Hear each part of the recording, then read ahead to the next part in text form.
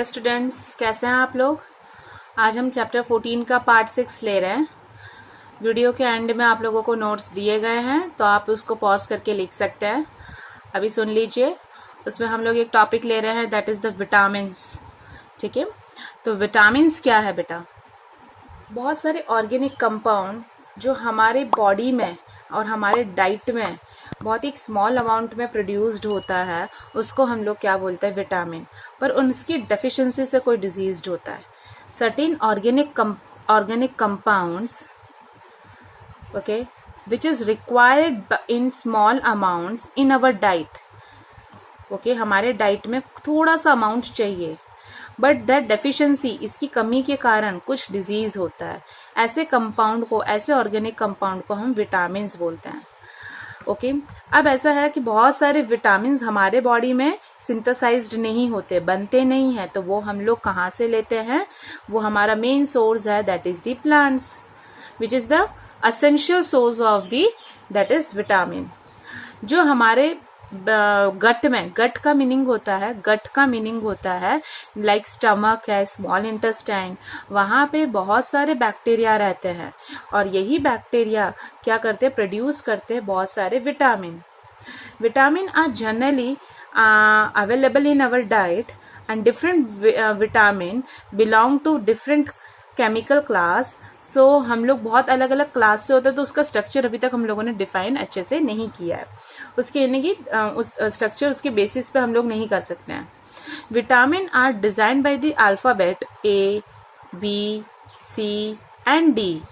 Some of them are B1, B2, B6, B12. Excess of vitamin is also harmful, and vitamin pills, जो vitamin pills होती है, it should not be taken without the advice of doctor.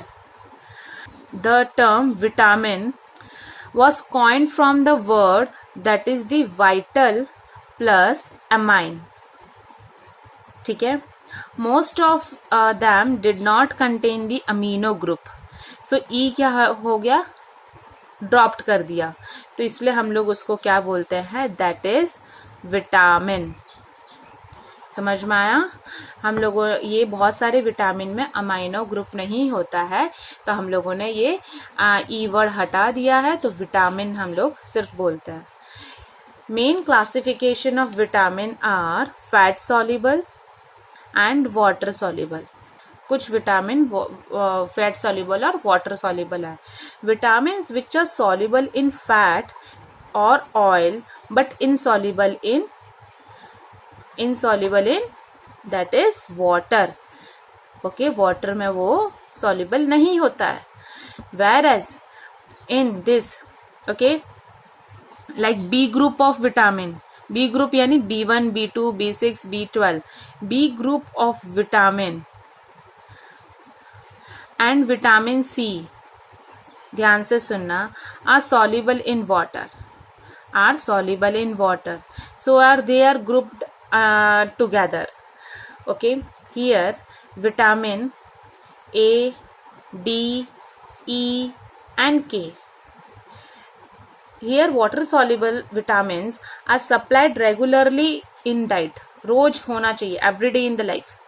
Okay, they are excreted in urine and cannot be directly, वो क्या हो जाता है? हमारे body से बाहर निकल जाता है, excreted in the urine and cannot be stored in our body. पर बेटा ध्यान से सुनना, ये हमारे बॉडी में स्टोर नहीं होता है, पर सिर्फ एक ऐसा विटामिन है, that is vitamin B12। Vitamin B12 यही सिर्फ क्या होता है? हमारे बॉडी में स्टोर होता है। Vitamin B and vitamin C ये दोनों वाटर सॉल्युबल है, पर और हमारे रोज के डेली लाइफ में चाहिए, यूरिन से एक्सक्रीटेड हो जाता है, बॉडी में स्टोर्ड नहीं होता except vitamin B12। Okay, here it is stored in, ये स्टोर्ड होता है हमारे बॉडी में, बट कहाँ पे? Stored in liver and adipose tissue. Adipose यानी फैट वाले, जिसके अंदर फैट्स भरे हुए रहते हैं, वैसे टिश्यू के अंदर ये फैट सॉल्युबल विटामिन स्टोर्ड रहता है। मैं आपको एक बार ये इसका दिखा देती हूँ पिक्चर। ये है vitamin, fat solubles and the water soluble. Next topic आता है न्यूक्लिक एसिड। ओके, न्यूक्लियस क्या है? देखो, हमारा ये जो लिविंग सेल है इसके अंदर क्या है? एक न्यूक्लियस है। न्यूक्लियस के अंदर ऐसे छोटे छोटे पार्टिकल्स हैं। ओके, तो nucleus of a living cell is responsible for the transmission of inherent characters. Inherent characters का मीनिंग होता है कि जो कैरेक्टर्स जो आप तुम अपने मदर और फादर से लेके आए हो वो। Okay, that is called the heredity. ये वर्ड आपने सुना होगा। The particles in the nucleus of the cell responsible for heredity. Okay, and this particles which are in the nucleus, these particles are known as that is chromosomes, which are made up of the proteins and another type of the biomolecule that is known as the nucleic acids. Clear? Nucleus के अंदर ये मैंने क्या बनाया, ये एक हमारा living cell है। ये क्या है? That is nucleus. इसके अंदर पार्टिकल कौन दिख रहा है? क्रोमोसोम। किससे बना हुआ रहता है? प्रोटीन और न्यूक्लिक एसिड। यही न्यूक्लिक एसिड के मेजरली 2 टाइप्स है, that is DNA and RNA. DNA का फुल फॉर्म है that is deoxy ribo nucleic acid, ठीक है। और आरएनए का फुल फॉर्म है ribo nucleic acid. Nucleic acid, अब देखो ध्यान से, 2 शुगर मॉलिक्यूल था ग्लाइकोसिडिक। ओके, मतलब 2 शुगर मॉलिक्यूल के बीच का बॉन्ड था ग्लाइकोसाइडिक। 2 अमीनो एसिड के बीच का बॉन्ड था पेप्टाइड। तो वैसे ही nucleic acids are long chain of polymers of nucleotides, यानी बहुत सारे न्यूक्लियोटाइड्स को इकट्ठा होके क्या बनता है? That is the nucleic acids बनता है। और बहुत सारे न्यूक्लियोटाइड्स के चेन को हम लोग क्या बोलते हैं? That is poly nucleotides. समझ में आया? ओके, अब nucleic acids that is the DNA and RNA, उसके अंदर डीएनए एंड आरएनए, उसके अंदर विच इज कंपोज्ड ऑफ क्या क्या है? उसके अंदर एक पेंटोज शुगर है, ठीक है, फॉस्फोरिक एसिड भी है, ये सारा आपको याद रखना है। और नाइट्रोजन कंटेनिंग बेसिस है, ठीक है, नाइट्रोजन बेसिस भी प्रेजेंट है। ये थोड़ा आपको याद रखना पड़ेगा डीएनए का structure. Okay, DNA molecules that is the sugar moiety. कहीं पे भी आपको मॉइटी वर्ड मिलता है उसका मीनिंग होता है ग्रुप। तो DNA contain the sugar group. Okay, this are called the beta D2 deoxyribose. देखो, डीएनए में डीऑक्सीराइबो न्यूक्लिक एसिड और आरएनए में राइबो न्यूक्लिक एसिड। क्लियर?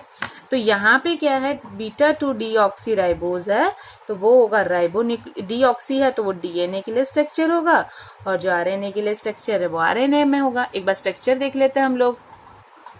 ये आप लोगों को डीएनए और आरएनए का इस तरह से ये स्ट्रक्चर्स दिखता है, ठीक है बेटा। देख लीजिए, एक डबल हेलिकल है और एक सिंगल हेलिकल है।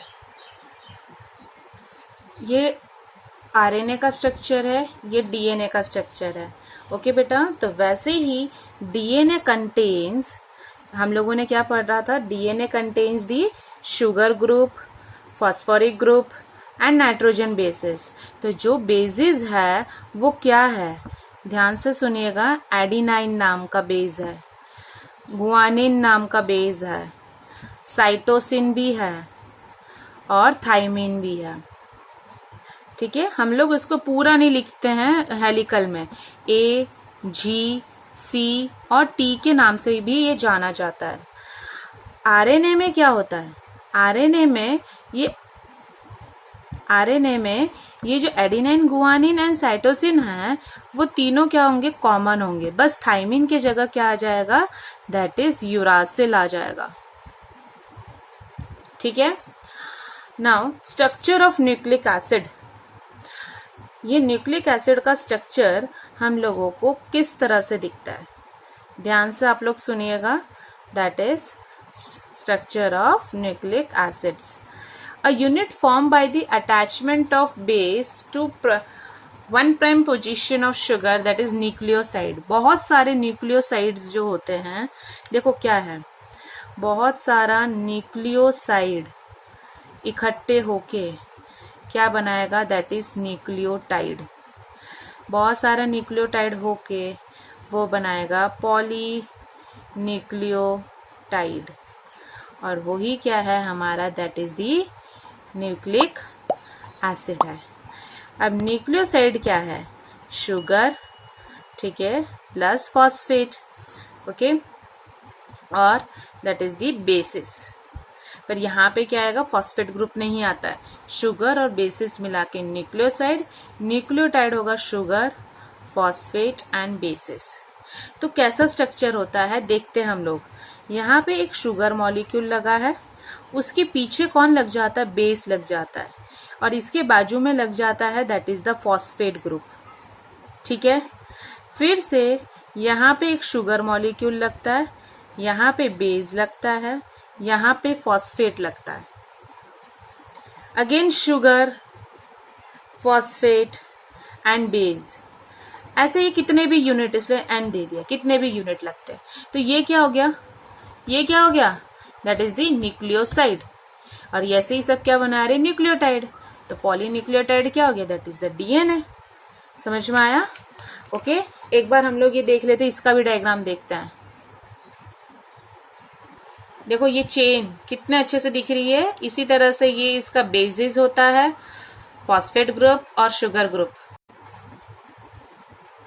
Next topic is Watson and the Crick model. ये दो एक नाम के साइंटिस्ट थे, Watson and Crick.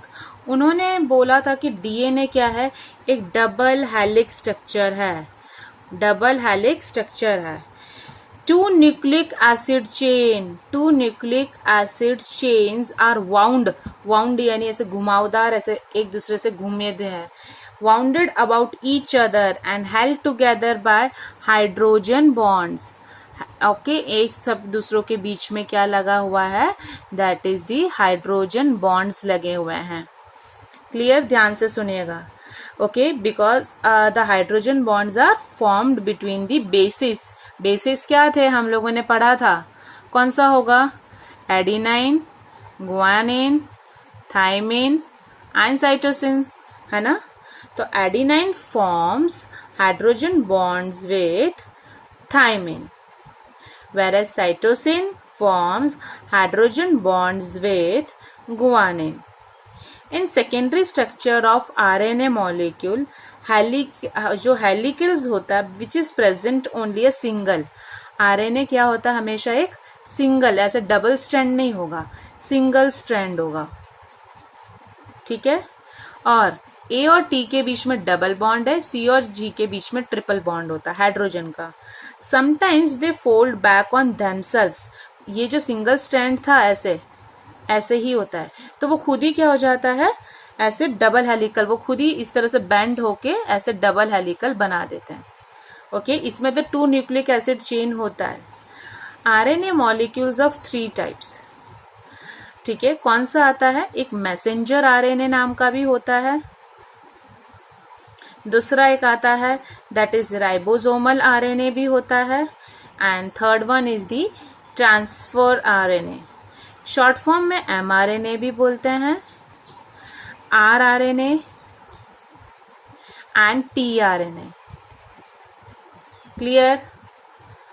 Okay, next topic है that is biological function of nucleic acid.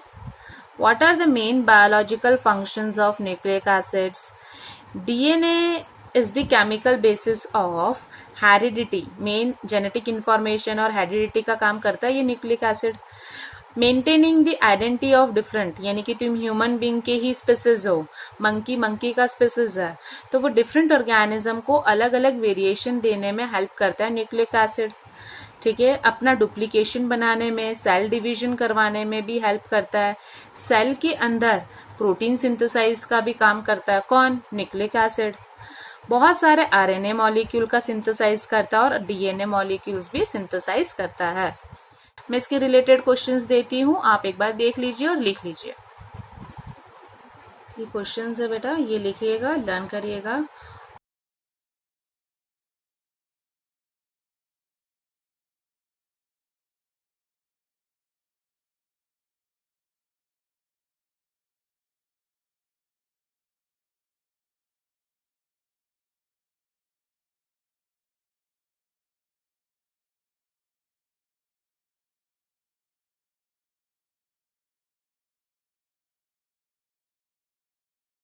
तो आज का टॉपिक मैं यहाँ पे कंप्लीट करती हूँ। आपको मेरा वीडियो अच्छा लगा है तो प्लीज़ आप लोग लाइक करिए, उसे शेयर करिए और thank you so much students.